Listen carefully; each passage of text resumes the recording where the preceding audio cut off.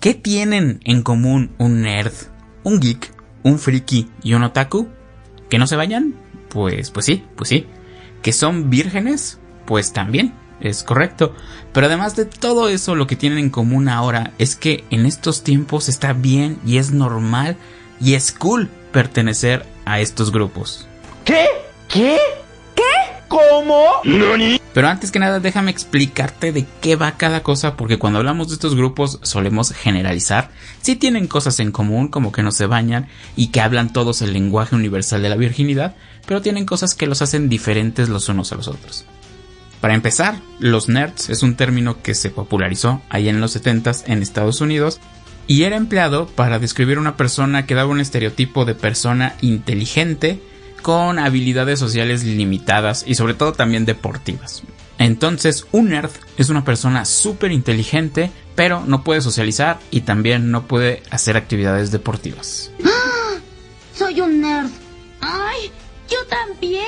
Ahora vayamos con el geek. El geek es un término que se utiliza para referirse a una raza, a una persona que ama y disfruta la tecnología y la informática. ¿Ven cómo no necesariamente son lo mismo?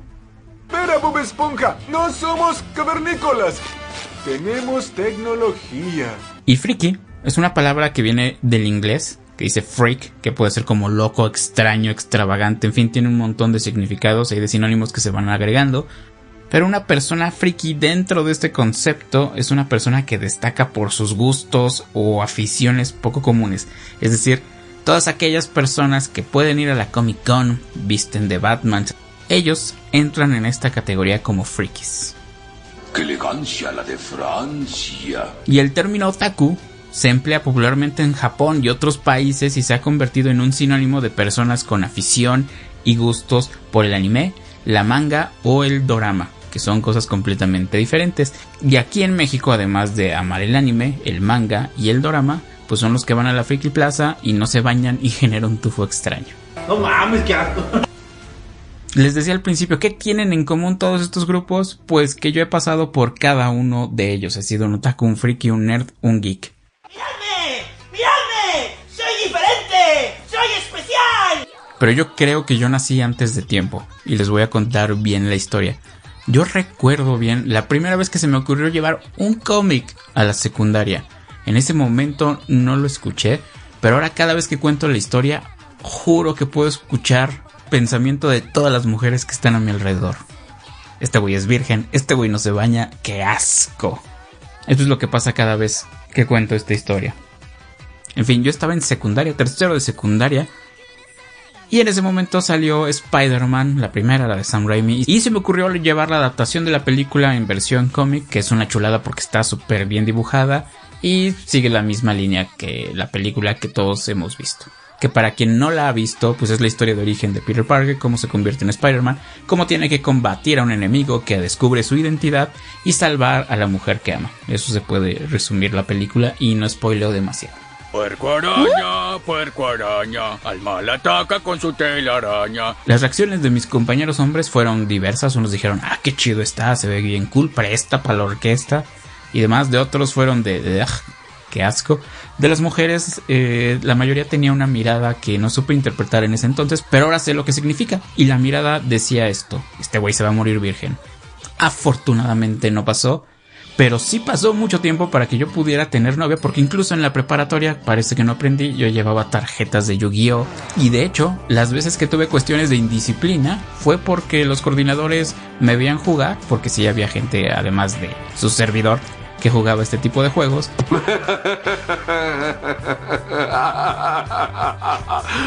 Bueno, ¿qué le parece?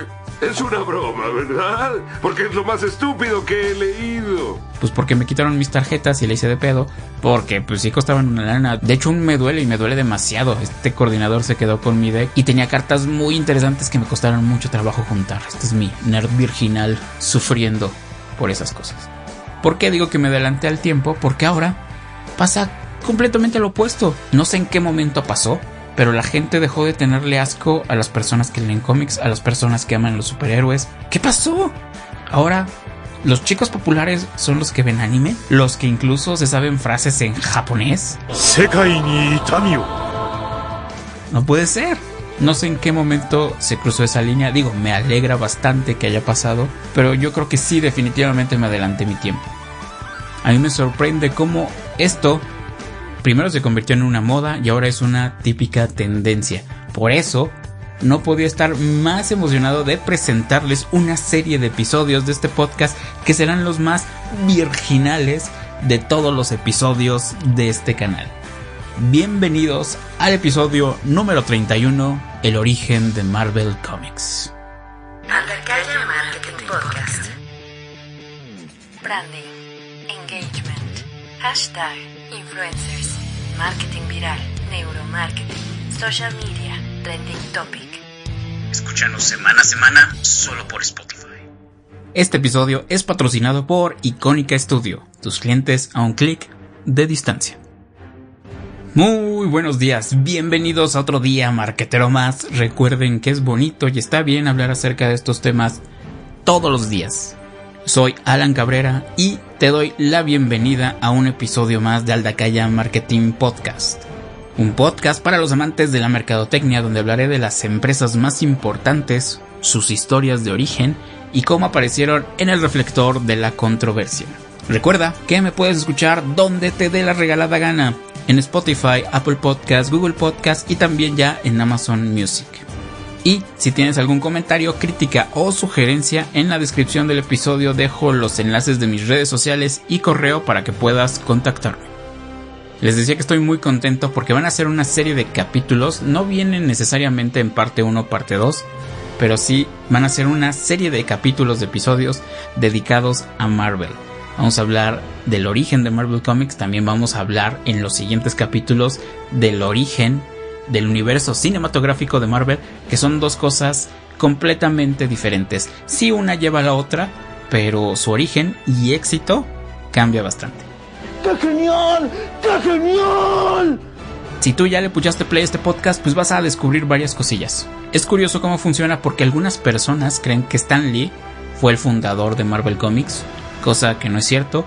Piensan que fue dueño de Marvel Comics, cosa que no es cierto. Entonces, a lo largo de este episodio voy a desmenuzar toda la historia de todo lo que pasó con Marvel para que puedas saber quién la fundó, quién es quién y por qué los cómics fueron exitosos.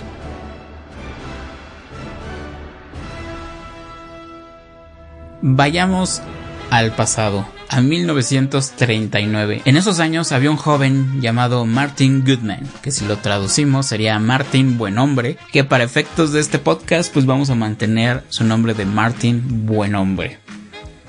Martin Buenhombre tenía una pequeña editorial de revistas que se llamaba Western Fiction Publishing, donde trató de orientar pues todos los esfuerzos de la editorial a un mercado que estaba surgiendo, que eran los cómics, un mercado que DC, después de haber publicado a Superman, de haber creado este superhéroe, superdios,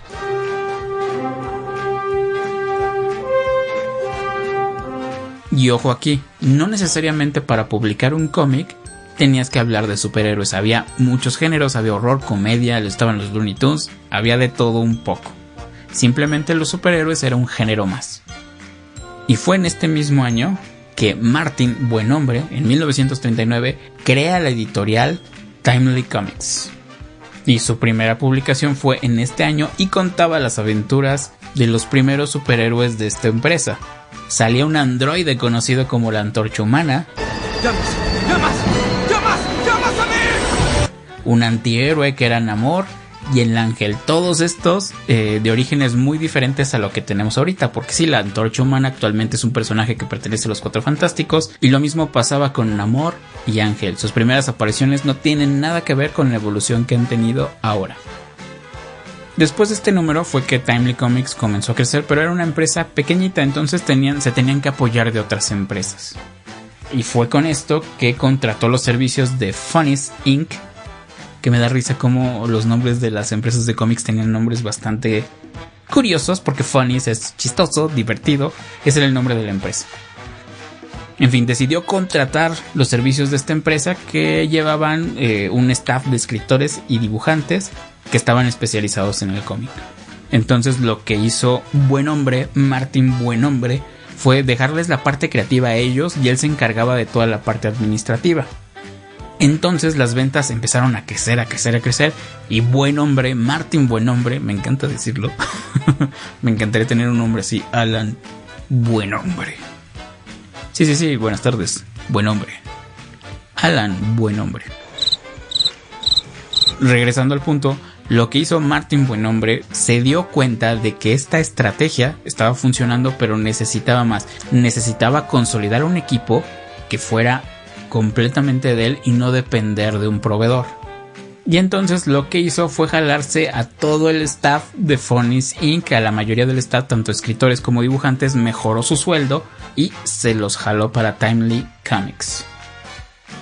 Y entre estas personas creativas que trajo, con él venía John Simon, quien Martin Buen Hombre puso a la cabeza de Timely Comics. O sea, Martin era el presidente, se encargaba de todo el trabajo operativo y administrativo, pero dejó a Simon a cargo de toda la parte creativa, y el enfoque que le dieron se concentró mucho en los superhéroes, género que se empezó a poner de moda en Estados Unidos, y empezaron a tener éxitos como La Antorcha Humana, Namor, pero el éxito más grande que tuvieron, porque durante ese tiempo, en 1941, se lanza la publicación de Capitán América con la icónica portada de ese año que todos conocemos, que es donde sale Capitán América, un soldado super patriota, un super soldado super patriota, dándole un puñetazo a Adolfo Hitler. Oye, no te rindes jamás, ¿cierto? Seguiría todo el día.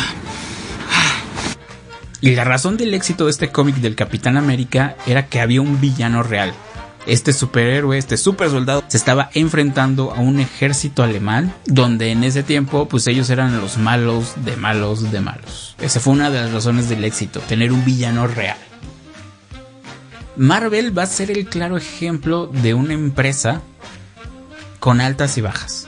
Y ahorita veníamos de una alta y ahorita vamos a pasar a una baja. Para 1945 hubo mucha fuga de personal porque se empezaron a haber conflictos, empezaron a pelear. Es lo que dice la revista TV Notas en Mercadotecnia. Decidieron salirse de Timely Comics y se fueron a otras editoriales, para lo cual Timely Comics decidió concentrar su enfoque ya no nada más en el género de superhéroes, sino concentrarlo en las series de humor, sobre todo en el humor para adolescentes, para chicos y chicas. Y esta línea, para ese año, en 1945, pasó a ser la más importante de toda la editorial. Ya no era la de superhéroes. ¡Estoy aburrido! ¡Yo también! Y fue en este mismo año donde el poderosísimo Stan Lee se incorpora a Timely Comics. Tiene un regreso triunfal porque ya estaba trabajando con ellos, pero no estaba como editor en jefe. Ahora él estaba como editor en jefe y pues quería volver a traer de moda el género de superhéroes. Ahí le batalló mucho porque, como ya lo estaban haciendo ahorita, la línea de humor estaba muy fuerte y otros nuevos géneros empezaron a salir. Empezaron a surgir géneros como el humor adolescente, crimen, romance, el salvaje oeste, de terror, que superaban por mucho al género de superhéroes. Entonces, ahora ven, no todo lo de cómic va ligado necesariamente a superhéroes. En estos años, en el 45, estaban pegando más otras cosas. Y tristemente, para el año de 1949, pues ya las últimas series de superhéroes fueron totalmente canceladas debido a su baja venta y sobre todo porque estaban pegando otro tipo de géneros. Sí, el género de superhéroes de Timely Comics tuvo que ser cancelado porque pues nadie estaba interesado en este género. Era más importante una buena historia de amor, una buena historia de terror, que ver al Capitán América salvando al mundo. Y a pesar de esta cancelación del género, de parar el tiraje de todos los superhéroes, pues Timely Comics seguía vendiendo. Algo que Martin Buen Hombre había hecho muy bien era pagarle un sueldo fijo a todo su talento creativo. Es decir, no importaba qué cantidad de cómics pudieras escribir o dibujar, simplemente tú recibías tu sueldo fijo y eso estaba bien. Pero poco a poco la ambición le fue ganando y de hecho ahora ya es muy común. Les pagaban por cómic o producto entregado, es decir, tú me entregabas tantas historias, tantos dibujos, tantos cómics, tantas historias ya realizadas, pues ahí te van tantos dólares. Y esto para el talento creativo pues es una patada en la ingle, porque sí, no dudo que algunos de los talentos creativos se hayan confiado de este esquema de un sueldo fijo y le hayan huevoneado. Pero también cuando limitas la creatividad, la pones en una olla express de esa manera, no sueles tener resultados tan buenos. Es lo que yo pienso. Y es ahí cuando Martin Buenombre, pues poco a poco se empezó a transformar en un mal hombre. Martin Buenombre fue pasando por una serie de decisiones que no afectaron muy bien. Pasó de distribuidora a distribuidora, compró una, la cerró, contrató una, quebró y así fue pasando. O sea, no había quien distribuyera sus cómics. Y aquí un dato curioso, Martin Goodman llegó a un acuerdo con DC Comics y DC Comics en este periodo de los 50s llegó a distribuir cómics de Timely Comics, entre paréntesis Marvel, porque a eso vamos a llegar. Y de hecho este acuerdo con DC lo salvó porque en ese entonces Martin no contaba ni con puntos de ventas ni con distribuidoras. Entonces este acuerdo lo salvó y gracias a esto pudo reestructurar. Y con esto en mente decidió cambiar su estrategia y enfocarla en su personal. Jaló a Stan Lee, se trajo a dibujantes como Jack Kirby, Steve Ditko, Don Heck, entre otros. Y gracias a este Dream Team pues empezó a resurgir el género de superhéroes y empezaron a aumentar las ventas. Y de 1961 ya Timely Comics pasó a ser formalmente conocida como Marvel Comics. Este nombre ya lo había utilizado en algunos títulos para algunas portadas, pero algo por lo que brillaba Timely Comics es que tenía un desmadre. Usaba logos diferentes, de repente era Timely Comics, de repente era Atlas, en fin, estuvo cambiando hasta que ya por fin en el 61 metieron orden y de manera oficial empezaron a salir todos los cómics ya no bajo el título de Timely Comics, sino bajo el título de Marvel Comics. Y aquí hay un dato curioso, en DC estaba brillando porque ya tenía un equipo de superhéroes, ya estaba la Liga de la Justicia, habían creado un universo donde Batman, Superman, Mujer Maravilla, Aquaman coexistían en un mismo universo, por lo menos en un universo literario.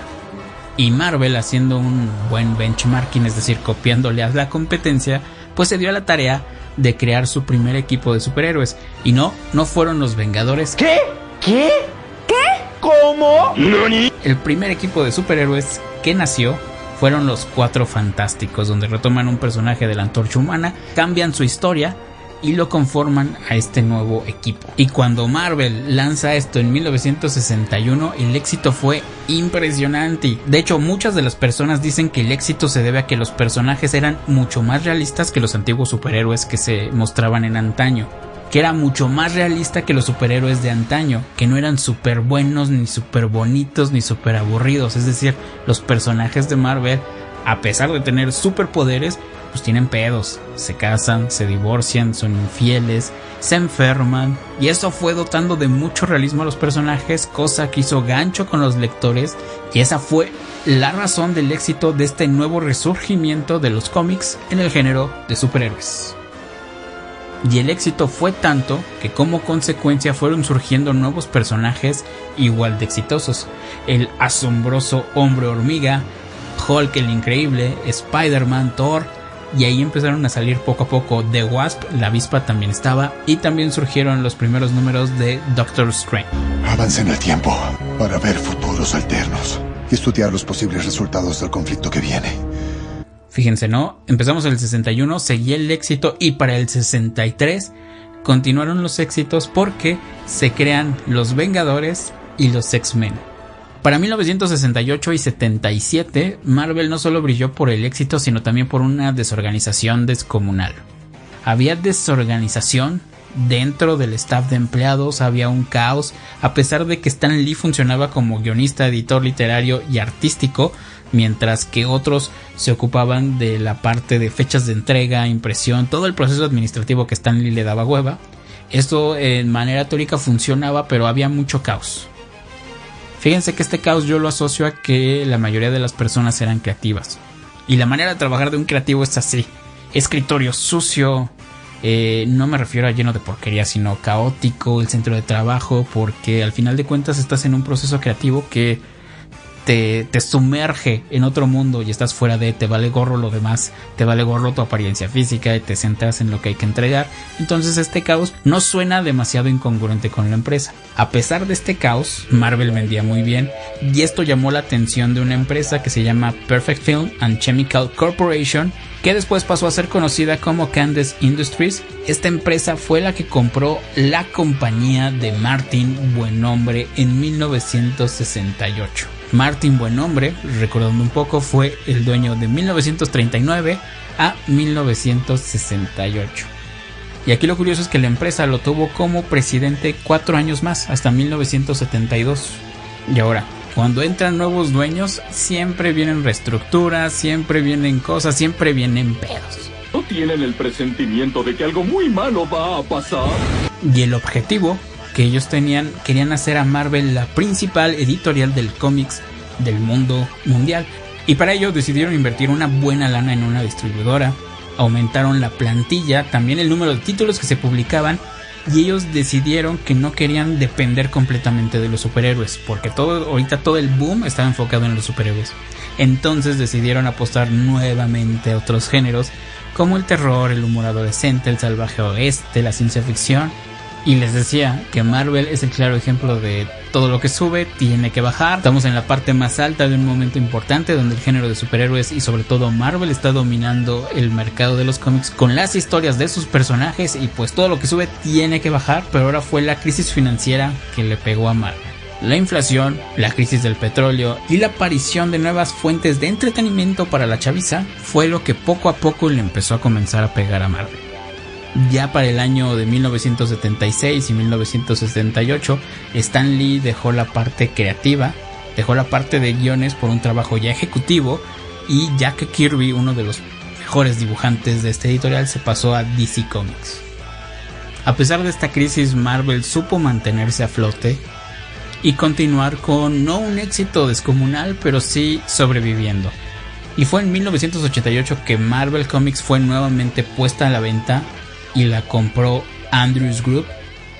Y esta empresa estaba a cargo del magnate y figura de Wall Street, Ronald Perlman. A él lo pintan, de hecho hay un documental muy bueno, su historia, lo pintan como un hombre malvado, codicioso, y hasta ponen la figura del Kingpin. El Kingpin es un personaje muy importante en Spider-Man, que está muy corpulento, está grandecito, está fuertecito, está pelón, y es el encargado de todo el crimen de lo que pasa en Nueva York. Hacen una referencia entre el parecido de Ronald Perlman con el Kingpin. Esto reflejaba cómo se sentían todos los creativos y administrativos dentro de Marvel.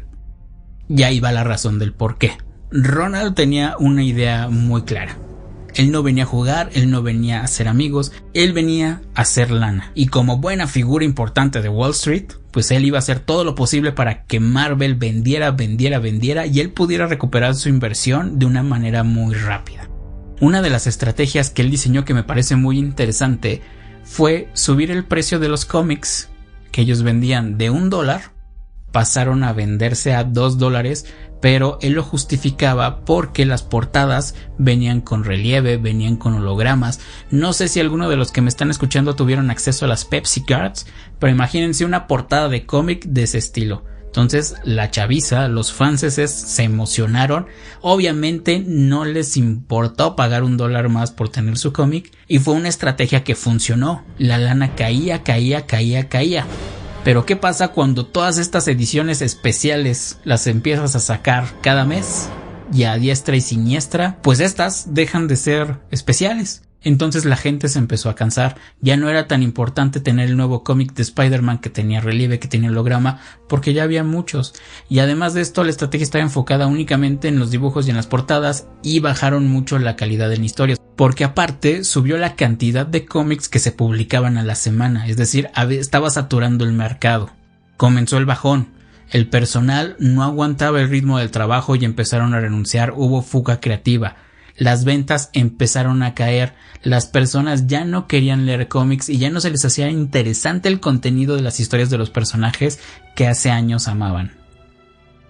Fueron tan malos los resultados financieros en los años que siguieron por delante que no tuvieron otra opción más que correr al presidente Ronald Perlman. Este Kingpin fue incluso acusado de malversación de fondos. Y finalmente, después de varios litigios, varias broncas y cambios de propiedad, Isaac Perlmutter y Avi Arad se hicieron del control de Marvel Comics. Y se hicieron del control de la empresa cuando ya estaba a casi nada de declararse en bancarrota. Ellos trataron de recuperar a varias personas del staff creativo, hablándoles bonito, prometiéndoles las perlas del mundo, que todo iba a cambiar, que todo iba a ser diferente. Lo lograron, convencieron a varios de regresar, y a pesar de mejorar la calidad en las historias, los cómics seguían sin venderse. Marvel estaba pasando por una situación demasiado intensa y estuvo al borde de valer barriga, señor ya saben qué. ¿Qué fue lo que pasó después? Se dieron cuenta del valor de sus personajes como marca. Y eso es un punto. Ellos son una marca central, Marvel Comics, pero cada uno de los personajes, equipos que han desarrollado, los empezaron a ver como una marca. Y lo que hicieron fue dedicarse a la propiedad intelectual.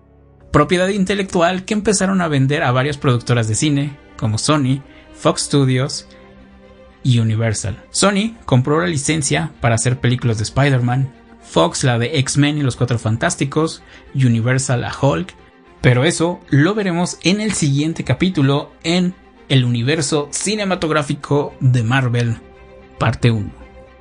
Y hablando de Marvel, si quieres brillar como una gema del infinito y tener ese estilo super wow y super cool, te cuento que mis amigos de Swaggy me hicieron una bonita sudadera y taza para no perder el estilo. Porque incluso para ser podcaster hay que tener estilo. Yo te invito a ti que me estás escuchando que visites su tienda en línea, swaggy.com. Es una marca de ropa mexicana, la cual te da un estilo como diamante. Entérate de todas las promociones y de toda la información que tienen en su página, swaggy.com, y también en sus redes sociales, @swaggy. De todas formas te voy a dejar todos los enlaces en la descripción de este episodio para que puedas echarle un vistazo. Esto fue todo del episodio número 31, el origen de Marvel. Espero que estén satisfechos con este episodio como yo lo estoy. Sobre todo estoy muy emocionado porque van a ser los episodios más virginales del mundo mundial, este y los de la siguiente semana. Recuerda que acepto críticas, comentarios y sugerencias, pero mentadas de madre, no.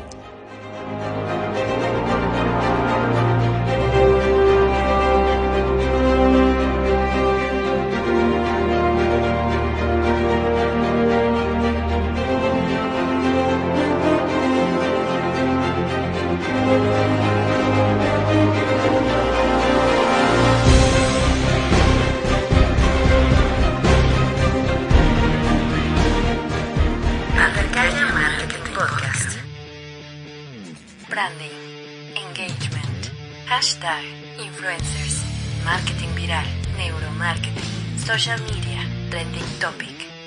Escúchanos semana a semana solo por Spotify.